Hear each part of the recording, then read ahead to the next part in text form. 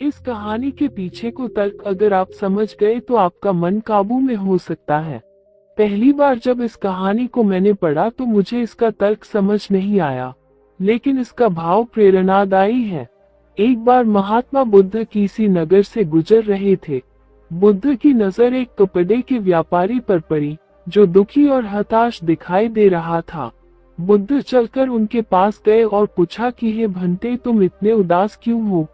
अगर तुम मुझे अपनी चिंता का विषय बताओ तो मैं तुम्हारी कुछ मदद कर सकता हूँ। कपड़े के व्यापारी ने बुद्ध को प्रणाम किया और उनको अंदर बुलाया। उस व्यापारी ने कहा कि जब से मेरी पत्नी की मृत्यु हुई है, तब से मेरे घर पर मेरे छोटे बेटे की देखभाल वाला कोई नहीं है, इसलिए मैं हमेशा इसको अपनी दुकान पर लेकर आ जाता हूँ। लेकिन मेरी दुकान पर आने वाले हर ग्राहक की पगड़ी को उछाल कर फेंक देता है, कभी कभी उनका झोला उठाकर बाहर फेंक देता है। मैंने इसको बहुत समझाया, डांटा, लेकिन यह नहीं समझा। इसकी इस हरकतों की वजह से मेरे सारे ग्राहक खुद को अपमानित मानकर वापस चले जाते हैं।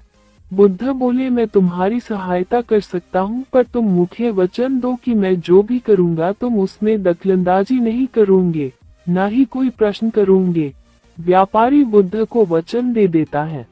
अगले दिन बुद्ध एक पगड़ी पहन कर आए और एक ग्राहक की भांति आकर बैठ गए। व्यापारी का बेटा आया और बुद्ध की पगड़ी को उछाल दिया। महात्मा बुद्ध मुस्कुराए और कहा, बहुत अच्छा, जाओ उस पगड़ी को वापस लेकर आओ। वो बच्चा दौड़कर गया और पगड़ी लाकर बुद्ध को दे दी। अगले दिन बुद्ध एक कुल्हाड़ी और एक लकड़ी लेकर आए। उस लड़के ने फिर से उस पगड़ी को उछाल दी।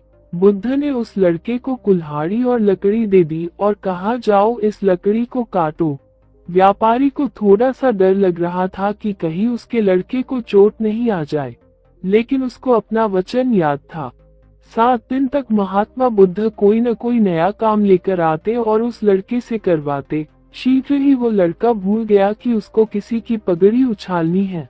व्यापारी बहुत खुश हुआ और बुद्ध को धन्यवाद दिया। मुझे पता है कि इस कहानी का और मन के वश को कोई विशेष संबंध नहीं है, लेकिन पहले आप इस तर्क को समझ लीजिए। अगर हम अपने मन को अपने हिसाब से काम नहीं करवाएंगे, तो मन अपने हिसाब से काम करेगा। मन वश में हो सकता है यदि मन को हम अपने अनुसार चलाएं। मन 2 तरीकों से, 1, मन अपने हिसाब से काम कर सकता है, या 2, मन को हम अपने हिसाब से काम करवा सकते हैं।